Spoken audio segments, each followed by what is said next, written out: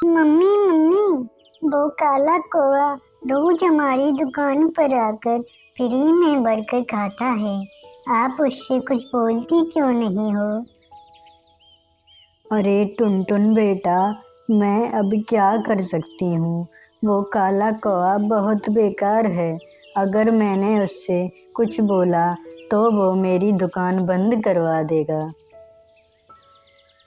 इतना कहकर वो दोनों बर्गर बनाने लगते हैं और तभी वहाँ काला कौवा भी आ जाता है। काला कौवा कहता है, अरे ओ टूनी चिड़िया, मेरा बर्गर तैयार हुआ या नहीं? कल जैसा बर्गर तो बिल्कुल मत बनाना, वो बहुत बेकार था। आज मेरे लिए कुछ स्पेशल बर्गर बनाओ। ठीक है कौवा भैया, आप बैठिए, मैं आपके लिए एक अच्छा सा बर्गर बनाती हूँ। इतना कहकर टूनी चिड़िया बर्गर बनाने लगती है और एक अच्छा सा बर्गर बनाकर काले कौवे को देती है। वाह वाह टूनी चिड़िया, आज तो तुमने बहुत मज़ेदार बर्गर बनाया है। इसे खाकर मेरी तो आत्मा खुश हो गई। मैंने आज से पहले कभी ऐसा बर्गर नहीं खाया। धन्यवाद कौवे जी, इसे बनाने में मेहनत और पैसे दोनों लगते हैं और आप बिना पैसे दिए ही चले जाते हैं। आज हमें इस बर्गर के पैसे दे दीजिए। कौवा यह सब बात सुनकर भड़क जाता है और कहता है, टूनी चिड़िया, तुम समझाओ अपने इस टुनटुन को, क्या ये मुझे नहीं जानता? अगर ये ज़्यादा बोलेगा तो मैं तुम दोनों की ये दुकान अभी खाली करवा दूंगा। कौवे भैया, हमें माफ़ कर दीजिए, ये अभी बच्चा है, ये नहीं जानता आप कौन हैं। आप जितने चाहो बर्गर खा लो। ठीक है, चलो मैंने तुम्हें माफ़ किया। अब जल्दी से एक गर्मा गर्म बर्गर मेरे लिए पैक कर दो, मैं उसे घर पर ले जाकर आराम से खाऊंगा। टूनी चिड़िया काले कौवे को बर्गर दे देती है और वो उसे ले जाता है। माँ, आखिर ऐसा कब तक चलता रहेगा? क्या इस जंगल में कोई हमारी मदद नहीं कर सकता?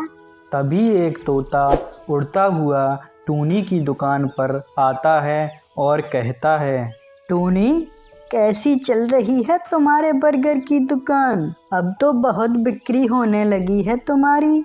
कहीं नहीं तोता भैया, काम तो सही चल रहा है, पर एक काला कौवा रोज आकर फ्री में बर्गर खाता है और अपने घर भी ले जाता है, और अगर उससे पैसे मांगो तो वो मेरी दुकान खाली करने की धमकी देता है। अच्छा, तो ये बात है टूनी, तुम्हारी इस समस्या का हल मेरे पास है। तुम कहो तो मैं बताऊं? हाँ हाँ तोता भैया, आप ज़रूर बताओ, मैं उस कौवे से बहुत परेशान हो चुकी हूँ। देखो टूनी, मैं एक चील को जानता हूँ, वही उस काले कौवे को मज़ा चखा सकती हैं, लेकिन हमें उनसे अपना काम निकलवाने के लिए कुछ अलग तरकीब निकालनी होगी। तभी टुनटुन कहता है, माँ, क्यों ना हम अपना स्पेशल बर्गर चील जी के पास लेकर जाएं और उनको खिलाएं। अगर उनको हमारा बर्गर पसंद आया तो फिर हम उनसे अपने लिए मदद मांग लेंगे। हाँ बेटा, तुम तो बहुत समझदार हो, ये एकदम सही उपाय है। इससे चील ज़रूर प्रसन्न होगी और हमारी मदद भी करेगी। चलो तो हमें जल्दी से चील जी के लिए एक स्पेशल बर्गर बना लेना चाहिए। ये बोलकर वो तीनों एक स्पेशल बर्गर बनाने लग जाते हैं।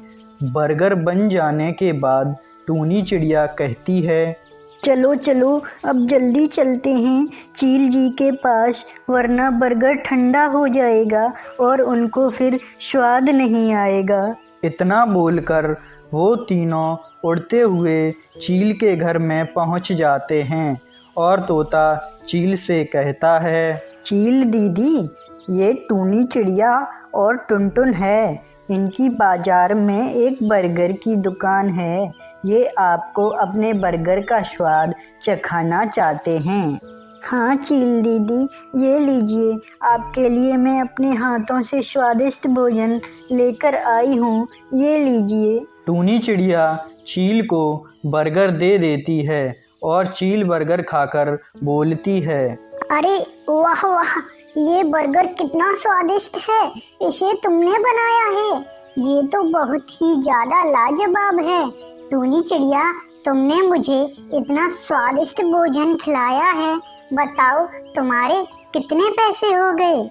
नहीं चील दीदी, हमें पैसे नहीं चाहिए, बस आपसे एक छोटी सी मदद चाहिए। कैसी मदद टूनी चिड़िया, बताओ। चील दीदी, मेरी बर्गर की दुकान पर एक काला कौवा आकर मुझे परेशान करता है और फ्री में बर्गर खा लेता है और घर भी ले जाता है।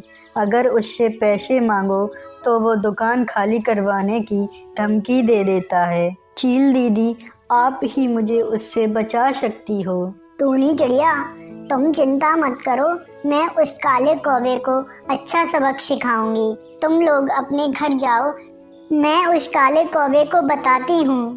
तोता, टूनी चिड़िया और टुनटुन वहाँ से चले जाते हैं। फिर चील उड़ती हुई काले कौवे के घर के पास पहुँच जाती है। काले कौवा के घर एक आम का पेड़ लगा होता है जिस पर बड़े बड़े आम लगे होते हैं। चील आम के पेड़ पर जाकर आम खाने लगती है। तभी उसे आम खाता देख काला कौवा देख लेता है और उसके पास जाकर बोलता है, अरे चील दीदी, ये आप क्या कर रही हैं?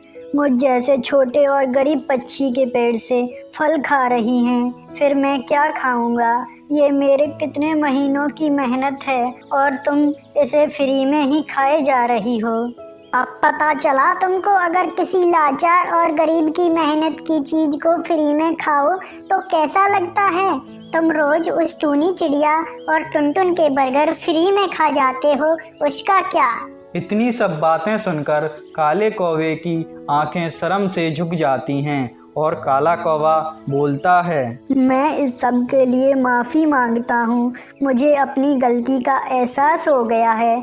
मैं अभी जाकर टूनी चिड़िया और टुनटुन से माफ़ी मांगता हूँ। इतना कहकर काला कौवा उड़ता हुआ बर्गर की दुकान पर पहुंचता है और कहता है, टूनी बहन और टुक टुक बेटा, मुझे माफ़ कर दो। मैं अपनी ताकत की वजह से घमंडी हो गया था।